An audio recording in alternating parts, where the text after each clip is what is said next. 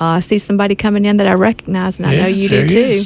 Good. That's good. I may have to see if I can find an extra person because I'm on live air here. Well, thank you again. Thank you. Yeah, we are in our second term now and serving in the United States Congress. My background consists of basically a couple of things, 18 years as a minister or pastor in about 3 different roles. And before that, I worked in business and finance. But about 4 years ago, I felt a leaning to see what I could do about the sometimes what seems like a failing congressional system, or political system, I should say, with all the partisan, the rhetoric, the language that's used sometimes. And I just thought, is there a way, even from a Republican perspective, to talk about issues that I had seen or experienced or dealt with families for nearly 2 decades?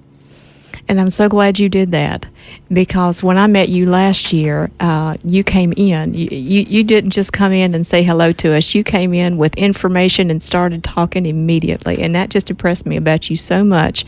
And you also just started answering questions from a very intelligent point of view, too. Well, you're very kind. Thank you. We hope to be informed. That's something that we made a promise to the people when we decided to run for Congress, to come back to the district to be able to talk about the things that are important to the people that have asked us to represent them.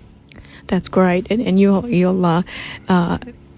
indulge me here to read through some of these things so that I make sure I hit some of these areas that folks have wanted me to ask questions about for you.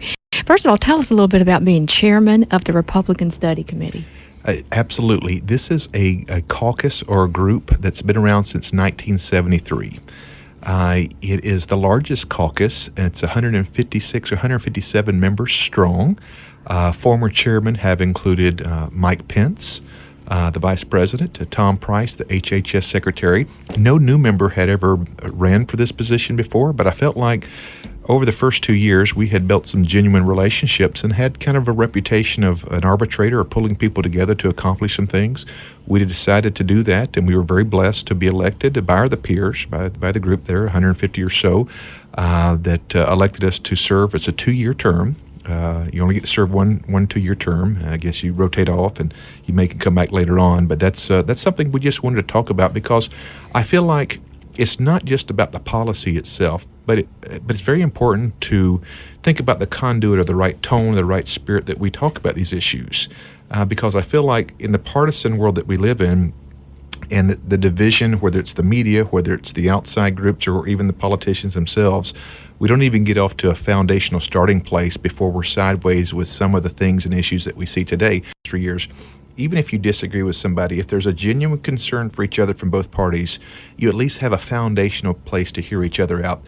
That's the approach that we've taken for the first 2 years, and we hope that it will continue to work for us many years to come. I think it will. You being genuine as you are, I think that goes through, and more so than anything else. It's important to remember, whether you're for or against the ACA, this is something that started 7 years ago with 2,600-page bill, one of the longer ones we've seen, but it didn't stop there. In fact, there have been over 6,000 pages added to try and make this more workable. Okay. In fact, it was even President Bill Clinton who said he wasn't sure this model even works here. And he says it has hurt small businesses, and that's not obviously from a Republican or a Republican talking point. That is former President Bill Clinton, who feels like that the model that it was built on, the reason it's had so many problems over the 7 years, the very model itself is flawed. The ultimate goal is to allow that individual to have more options and more choices. That's why the AHCA, the new repeal and replacement of the old ACA, would provide tax credits from the government for the individuals to be able to go out and purchase a tailor-made policy that best fits their needs, whether it's a family or an individual policy. So are they also working on the insurance company end with trying to help insurance become more affordable, so that if access means that I have to have enough money in order to buy it, then is that a part of this too? Or? It is. In fact, one of the last things that we did, my friend, Representative from Alabama, Gary Palmer, followed the Maine model, which created high-risk pools for people that did have pre-existing conditions or disabilities, that they would be able to be taken care of and still lower the insurance company's price across the board. I will also say this. So they're still working on it. They're still working on this. That's good to hear. It is, and there are some other components we call Phase 2 and Phase 3. And I don't want to get too wonkish here, but in reconciliation, we have 2 reconciliations this year. That means that normally the Senate to pass anything requires 60 votes. But in reconciliation, you only need 51, so just a simple majority. This year for Republicans, we have 2 reconciliations. One will be the budget, which would include the ACA, the old ACA, and the second thing would be tax reform. Those are our 2 opportunities to use reconciliation. If we were to add, for example, you've heard maybe buying insurance across state lines. I've heard about that. That is actually in the third component where we would come up with House legislation. If you were to try to put that in Phase 1, it would cancel the reconciliation, requiring there be 60 votes needed to pass through the Senate. Okay, so they're still working on it so that they can pass it with 51, or do they want to put the states buying across state lines? So they which way Sure. is the When you have a reconciliation, it means Yeah. it has to be budget neutral or less. Okay. If you were to add insurance across state lines, it would void that out. So any kind of specific components of that would have I to go see. in through a separate piece of legislation, I passed see. through committee Okay. in the House, through the Senate, and then signed into law. So they're working to try to get the parts of it that are agreed on through. That is I understand absolutely correct, yes. now I get it, because that would seem quite complex to get that interstate viability. It would. We believe that will help, and a lot of people sometimes are saying, why don't you include this in the first round? Well, this is a budget reconciliation. That would not Okay. be but women's health care. For example, less than 1%, our Planned Parenthood does their cancer screenings and in other medical procedures make up less than 1% of the services they provide. That's a fact. Why not reinvest that? In fact, in North Carolina, there are 9 Planned Parenthood, but there are over 300 community health centers that offer much more extensive checkups, much more extensive breast exams, cancer screenings, and we just feel like to pull that funding and redirect it in something that would be less controversial, because a lot of people, including myself, still have a problem with tax-funded organizations that still that operate in a world where there's still 50% of our country have problems with. I'm hearing what you're saying. You clearly answered a question, and thank you for doing that. I want to also not ignore some of these other topics that have been sent to. Specifically, the questions that I got were regarding the North Carolina state referendums and bills coming through, being considered for cutting some of the music, art, and PE programs. I am not familiar with all the things that come out of Raleigh. I do catch a glimpse or Cliff Notes versions from time to time, so I'm not sure what all the state legislator works on versus what we are looking at from the federal side. Do want to make sure that we are appropriating the right dollars when it comes to education. It's one of the reasons that in D.C. recently we had 88 chancellors from historical black colleges and universities. It's the first time that Republicans ever worked out this kind of trip or event. I partnered with Senator Tim Scott from South Carolina. Yes, we talked a little bit about that. Did you really? Yes, Well, yes, that's a very impressive thing. Well, it's a personal thing for us. My wife did her undergraduate and graduate work over at Winston-Salem State University, and she's a level 1 trauma nurse practitioner, flies on the air care program over there from time to time, and we just wanted to make sure. In fact, last year we actually launched the first time a paid internship for HBCU students to be able to have a chance to come and serve 4 weeks in our office, and then at that time we partnered with Alma Adams, 4 weeks in a Republican's office and 4 weeks in a Democrat's office. Hopefully for the purpose they would see that we're not all bad guys. but it was great exposure to see 2 philosophical perspectives. What we're trying to drive home is something that you might refer to as the A+ Act, which would allow the states, don't strip a single dollar of the federal funding, but allow the states to make the decisions where they feel like those dollars should go to, as opposed to maybe federal bureaucracies or D.C. or just kind of an umbrella. To me, the more that you can localize government, the more effective that you can make it. Because who knows those needs better than whether it's local school boards, whether it's in families or people, as far as who's productive. And I also feel like adds a little bit of a competition element as well that I think in our society is sometimes good. We don't want to put anybody in a bad situation, but we feel like the state and local communities should be making those decisions where those for small businesses Sure. that's Yeah. going to bring. It was something very, in fact, our team, I have to give our staff a lot of credit. They worked very hard on this for nearly 7 or 8 months. As you know, in this part of our the Triad area, we've been hit a little bit hard over the years in furniture and tobacco and textiles. So we were looking as far as what is it something that we can do that brings potentially tens of millions of dollars back into our community. And one of the things that we were able to find is that, I'll give you an example, for one, it's actually an international company over in Burlington called Glen Raven. They make Sunbrella and some of those products there. What we were able to do is get legislation passed along with the Ways and Means that did eventually pass the Senate and then was signed into law, was to be able to reduce the tariffs or taxes, if you will, if you want to use that word, for products that they were importing not made in the USA. What that has done, it has allowed them to create more jobs, to put money back into research. It's also helped Syngenta here in Greensboro, another company here, right here located over off Interstate 40. Those are the kinds of things I feel like that as a member of Congress, you need to constantly continue to review as far as in the context of what helps your community grow in a way where you can produce jobs, you can produce more opportunity.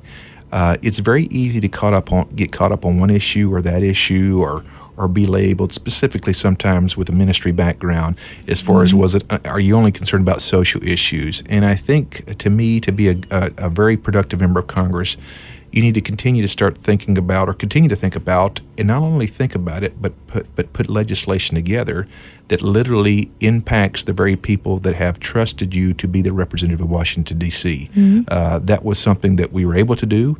And at first it was actually labeled as an earmark. And earmarks have been banned in Congress for the last 5 or 6 years. So we had to work through that and prove that this was something not just specifically related to our area, but was good for manufacturers across the country. About Syria and the defense budget. Sure. And either we have about 10 more minutes or so. We can talk on air here. So, with an update on Syria, and I had a question that kind of related to that about the increase in the defense budget. Right. Well, first of all, whoever your listeners are, they're very informed. These are the main issues that we're debating and discussing in Washington even right now. So it's very impressive and very informed. I think that's great for your audience and for people in general to pay attention to what's going on in government. In regards to Syria, I remember going back, I guess it's 15, 16 years ago, maybe 17 now, when we took our first trip. We actually took 200 individuals and worked in 10 different refugee camps. In this case, the country of Belgium. They had 10 major refugee camps. We split them in groups of 20. And then last year, I actually got to visit a couple of the Syrian refugee camps, about 15 in the country of Jordan, about 15 kilometers south of Syria. And it was amazing. First of all, it was heartbreaking because you had about 80,000 people crammed into about maybe a mile and a half, maybe 2 square miles at the most, and living in basically sheet metal and denim, full families. And I remember they brought in a couple families, and through an interpreter we began to discuss and talk a little bit. And I was interesting because in their mindset, and what rips your heart out is they were asking me to put a phone call into Assad and make him stop this. And through not being privileged to see all the information, it really gave me a perspective of how these wonderful people wanted to go back to their homeland, but they wanted to do it without fear of oppression. And obviously, my first term served in Homeland Security, and seeing some of the video and the footage of just the ruthless behavior, what's happened to some of these folks, is just, I don't know, your political position should be, it shouldn't matter when you see some of this. So the vice president called me the day after that we sent the cruise missiles, and we talked about it. Was that something that the administration was authorized to do? I feel like that it was, if it's a one-time strike and can link it to the kind of the pursuit of continuing to go after the terrorist, if you will. It's a little bit gray area. I get that, and any other further action should have to have an authorization from Congress. which is obviously constitutional.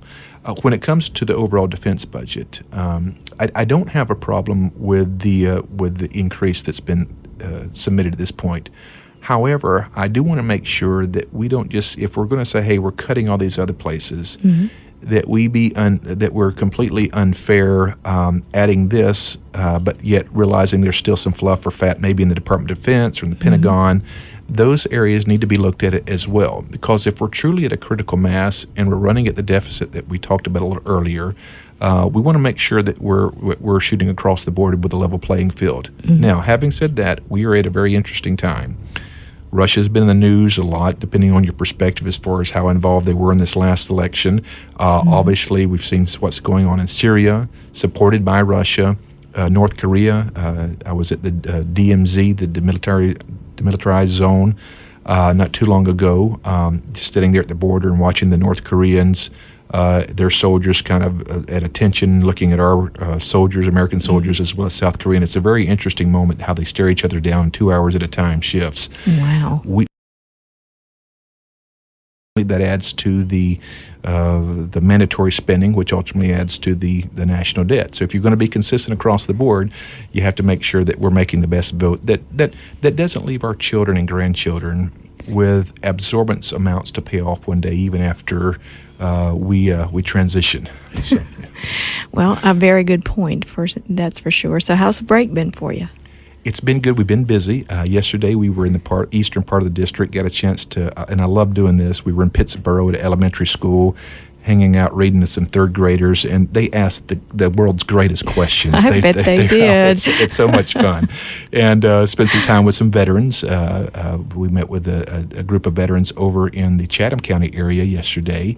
And then last night we were in Burlington speaking to some young young men and women at a Civil Air Patrol. So they keep us pretty busy when we're back home as well. So, it seems like it. So you're a hardworking man. You're back to work tomorrow. Yes, ma'am. Absolutely. Wow.